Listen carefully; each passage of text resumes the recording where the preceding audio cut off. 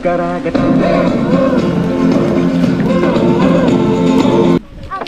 Go Sky Talon! Doon sa ano?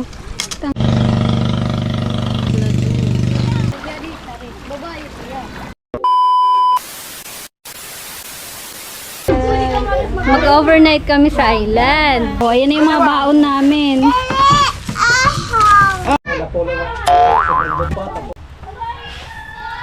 Mamana kayo sa mga babae.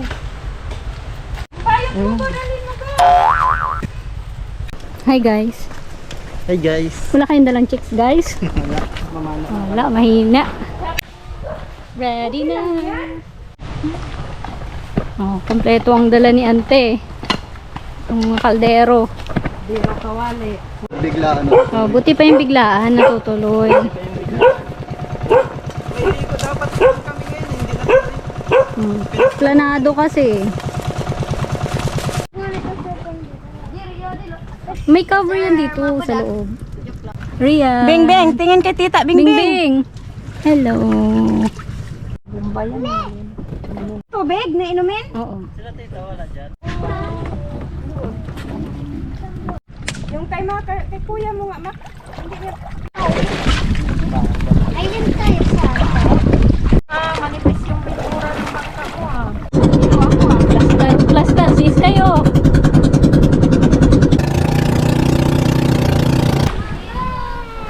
Uy, wala nga ni Rian. Ha? Iba yung color ng tubig. Wala ni pwede. Hindi nga dito. Woo!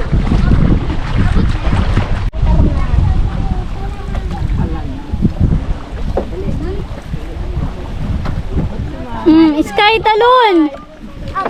Go Sky Talon. Dito na kami sa Dalo Island. Tada! Ate. Ano nila?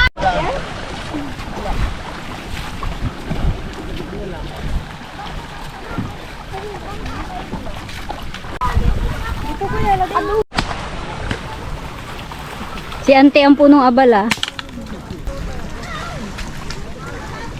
Saing muna. Dito kahoy. Doon sa ano? Tangke. Yung magluluto. Maganda mo dito. Ito yung pansit na walang gulay.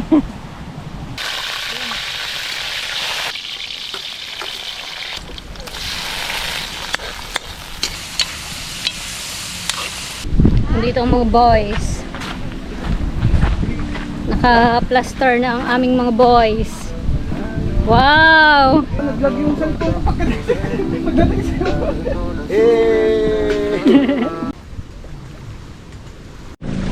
Luto na ang pansit. Walang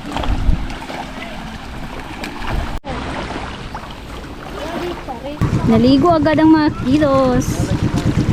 Enjoy lang sila sa pagligo. Tapos yung mga pinsan ko nandito, namamana. Marami? Malinaw? Malabo. Latu. Kuhalina, fresh latu. Tapos suka. Suka na may sili. Kumain na kayo. Nasaw-saw ti.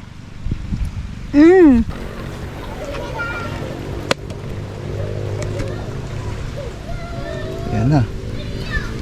Fresh. Tapos kanin.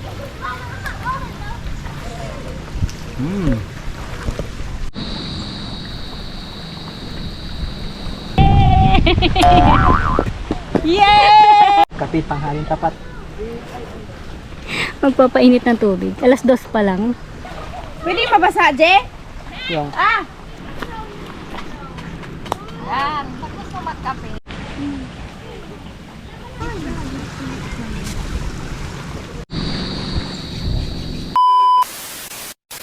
Dahil first time namin mag-overnight sa island na to, inaasahan na nga namin na maraming insekto ang pwedeng umaligid sa amin lalo na paggabi. Kaya naman, nagsimula na lang magpausok si ante para maitaboy ang mga ito. Pero pasalamat na nga lang kami at hindi malamok dito. Dala na rin siguro na napakahangin ng mga sandaling ito.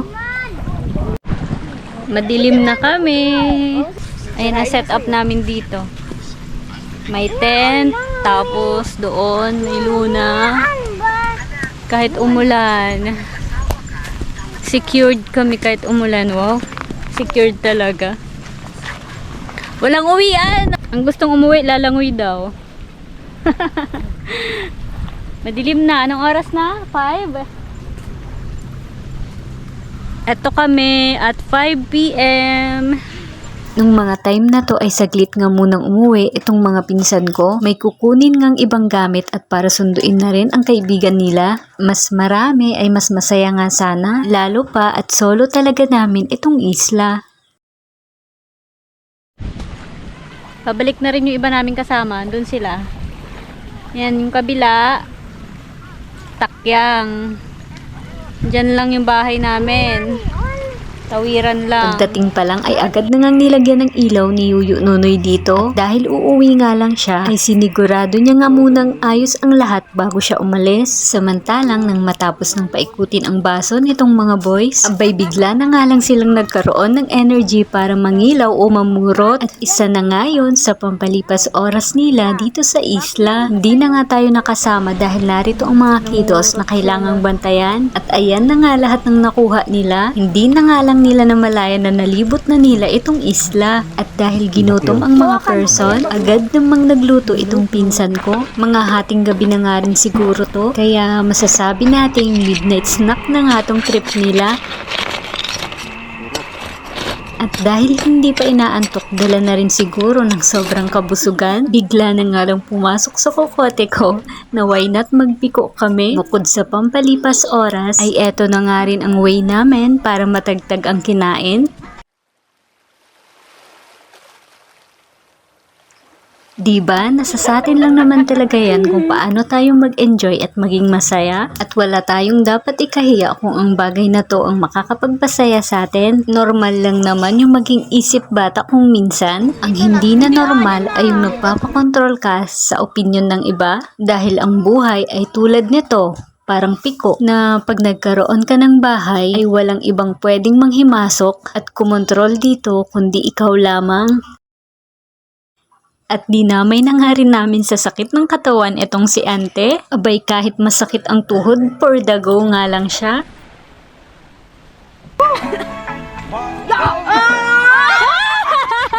Sayang. Ito yung sa akin, oh. Gumalaw! Nagkulang! Bakit ba? Oh, na tutumbalin to. Waray na out na. Yun, di ba? Tutumbalin. Talaga namang walang nainip sa gabing to. Idagdag pa na may pa bonfire with sound trip. Lalo na lang talagang hindi dinalaw ng antok. Dahil dyan, madaling araw na nga kaming natulog. Lumipas man ang gabi, pero hindi pa dito natatapos ang mga kaganapan natin dito sa isla. Sa ngayon, ay hanggang dito na nga lang muna. Sana samahan nyo pa rin kami sa mga susunod na ganap. Salamat!